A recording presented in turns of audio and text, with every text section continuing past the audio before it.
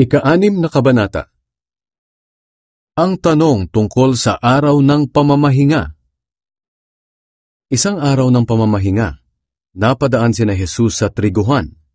Namitas ng trigo ang mga tagasunod niya at niligis ito sa mga kamay nila at pagkatapos ay kinain ng mga butil. Kaya sinabi ng ilang Pariseo, "Bakit kayo gumagawa ng ipinagbabawal sa araw ng pamamahinga?" Sinagot sila ni Jesus, "Hindi ba ninyo nabasa sa kasulatan ang ginawa ni David nang magutom siya at ang mga kasamahan niya? Pumasok siya sa bahay ng Diyos at kumuha ng tinapay na inihandog sa Diyos at kinain ito. Binigyan din niya ang mga kasamahan niya. Hindi sila nagkasala, kahit na ayon sa kautusan, ang mga pari lang ang may karapatang kumain niyon." At sinabi pa ni Jesus sa kanila, "Ako na anak ng tao ang siyang makapagsasabi kung ano ang nararapat gawin sa araw ng pamamahinga." Ang lalaking paralisado ang isang kamay. Nang isa pang araw ng pamamahinga, pumasok si Jesus sa sambahan ng mga Hudyo at nangaral. May isang lalaki roon na paralisado ang kanang kamay. Binantayang mabuti ng mga tagapagturo ng kautusan at ng mga Pariseo si Jesus kung magpapagaling siya sa araw ng pamamahinga upang may maiparatang sila laban sa kanya. Pero alam ni Jesus ang iniisip nila, kaya sinabi niya sa lalaking paralisado ang kamay, "Tumayo ka at lumapit dito sa harapan." Lumapit nga ang lalaki at tumayo sa harapan. Pagkatapos sinabi sa kanila ni Jesus, "Tatanungin ko kayo, alin ba ang ipinapahintulot ng kautusan sa araw ng pamamahinga? Ang gumawa ng mabuti o ang gumawa ng masama? Ang magligtas ng buhay o ang pumatay?" Tiningnan silang lahat ni Jesus, at pagkatapos ay sinabi niya sa lalaki, "Iunat mo ang iyong kamay." Iniunat nga ng lalaki ang kamay niya, at gumaling ito.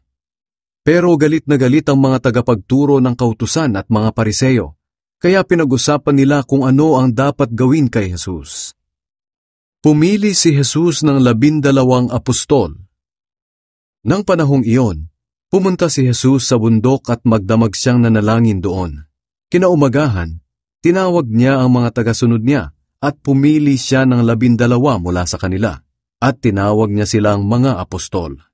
Ito ay sina Simon na tinawag niyang Pedro, Andres na kapatid nito, Santiago, Juan, Felipe, Bartolome, Mateo, Tomas, Santiago na anak ni Alfeus, Simon na makabayan, Judas na anak ng isa pang Santiago, at si Judas Iscariote na siyang nagtraidor kay Jesus. Nangaral at nagpagaling si Jesus. Pagkatapos niyang piliin ang mga apostol niya, bumaba sila mula sa bundok at tumigil sa isang patag na lugar. Naroon ang marami pa niyang tagasunod at ang mga taong nanggaling sa Judea, Jerusalem at sa baybayin ng Tyre at Sidon. Pumunta sila roon upang makinig sa kanya at mapagaling sa kanilang mga sakit. Pinagaling din ni Jesus ang lahat ng pinahihirapan ng masasamang espiritu.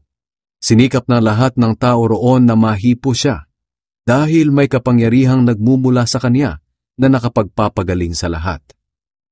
Ang mapalad at ang nakakaawa. Tiningnan ni Jesus ang mga tagasunod niya at sinabi sa kanila, "Mapalad kayong mga mahihirap, dahil kabilang kayo sa kaharian ng Diyos. Mapalad kayong mga nagugutom ngayon, dahil bubusugin kayo. Mapalad kayong mga umiiyak ngayon, dahil tatawa kayo. Mapalad kayo kung dahil sa pagsunod ninyo sa akin na anak ng tao, ay kamuhian kayo, itakwil, insultuhin, at siraan ang inyong pangalan. Ganoon din ang ginawa ng kanilang mga ninuno sa mga propeta noon. Kaya kung gawin ito sa inyo, magalak kayo at lumukso sa tuwa, dahil malaki ang gantimpala ninyo sa langit. Ngunit nakakaawa kayong mga mayayaman, dahil tinanggap na ninyo ang inyong kaligayahan. Nakakaawa kayong mga busog ngayon, dahil magugutom kayo. Nakakaawa kayong mga tumatawa ngayon, dahil magdadalamhati kayo at iiyak. Nakakaawa kayo kung pinupuri kayo ng lahat ng tao, dahil ganoon din ang ginawa ng kanilang mga ninuno sa mga huwad na propeta. Mahalin ang mga kaaway. Ngunit sinasabi ko sa inyo na mga nakikinig sa akin, mahalin ninyo ang inyong mga kaaway. Maging mabuti kayo sa mga galit sa inyo. Pagpalain ninyo ang mga umaalipusta sa inyo. At idalangin ninyo ang mga nagmamalupit sa inyo. Kapag sinampal ka sa isang pisngi, iharap mo rin ang kabila. Kapag may gustong kumuha ng balabal mo, ibigay mo. At kung pati ang damit mo ay kinukuha niya, ibigay mo na rin. Bigyan mo ang sinumang humihingi sa iyo. At kapag may kumuha ng iyong ari-arian, ay huwag mo na itong bawiin pa. Gawin ninyo sa inyong kapwa ang gusto ninyong gawin nila sa inyo. Kung ang mamahalin lang ninyo ay ang mga nagmamahal sa inyo, anong gantimpala ang matatanggap ninyo mula sa Diyos? Ginagawa rin iyan ng masasamang tao. At kung ang gagawan lang ninyo ng mabuti ay ang mga taong mabuti sa inyo, anong gantimpala ang matatanggap ninyo mula sa Diyos? Ginagawa rin iyan ng masasamang tao. At kung ang pinahihiram lang ninyo ay ang mga taong inaasahan ninyong makakabayad sa inyo, anong gantimpala ang matatanggap ninyo mula sa Diyos? Kahit ang masasamang tao ay nagpapahiram din sa kapwa nila masama, sa pag-asang babayaran sila. Ito ang inyong gawin. Mahalin ninyo ang inyong mga kaaway, at gumawa kayo ng mabuti sa kanila. Kung magpapahiram kayo, magpahiram kayo ng hindi umaasa ng anumang kabayaran, at malaking gantimpala ang tatanggapin ninyo, at makikilala kayong mga anak ng kataas-taasang Diyos. Sapagkat mabuti siya kahit sa mga taong masama at walang utang na loob. Maging maawain kayo tulad ng inyong Ama. Huwag husgahan ang kapwa. Huwag ninyong husgahan ang iba, upang hindi rin kayo husgahan ng Diyos. Huwag kayong magsabi na dapat silang parusahan ng Diyos, upang hindi rin niya kayo parusahan. Magpatawad kayo, upang patawarin din kayo ng Diyos. Magbigay kayo upang bigyan din kayo ng Diyos. Ibabalik sa inyo ng sobra-sobra at umaapaw ang ibinigay ninyo. Sapagkat kung paano kayo magbigay sa iba, ganoon din ang pagbibigay ng Diyos sa inyo. Pagkatapos sinabi ni Jesus sa kanila ang talinghaga na ito, hindi maaaring maging taga-akay ng bulag ang kapwa bulag, dahil pareho silang mahuhulog sa hukay kapag ginawa iyon. Walang mag-aaral na mas higit sa kanyang guro, ngunit kapag lubusan ng naturuan, magiging katulad siya ng kanyang guro. Bakit mo pinupuna ang munting puwing sa mata ng kapwa mo, pero hindi mo naman pinapansin ang malatrosong puwing sa mata mo? Paano mo masasabi sa kanya, kapatid, hayaan mong alisin ko ang puwing sa mata mo, gayong hindi mo nakikita ang malatrosong puwing sa mata mo? Mapagkunwari, alisin mo muna ang malatrosong puwing sa mata mo, nang sa ganoon ay makakita kang mabuti para maalis mo ang puwing sa mata ng kapwa mo. Nakikilala ang puno sa bunga nito. Ang mabuting puno ay hindi namumunga ng masama, at ang masamang puno ay hindi namumunga ng mabuti. Ang bawat puno ay nakikilala sa bunga nito.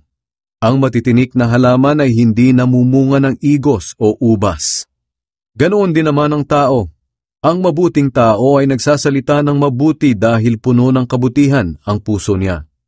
Ngunit ang masamang tao ay nagsasalita ng masama dahil puno ng kasamaan ng puso niya.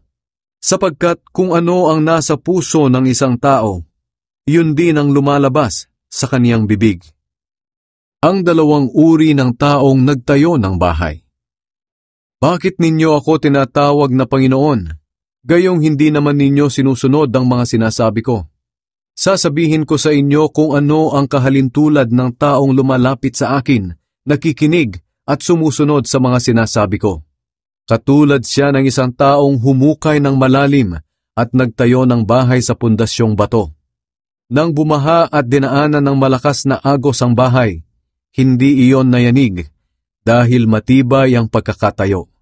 Ngunit ang nakikinig sa mga sinasabi ko pero hindi naman ito sinusunod, ay katulad ng isang taong nagtayo ng bahay na walang matibay na pundasyon. Nang bumaha at dinaanan ng malakas na agos ang bahay, nagiba ito at lubusang nawasak.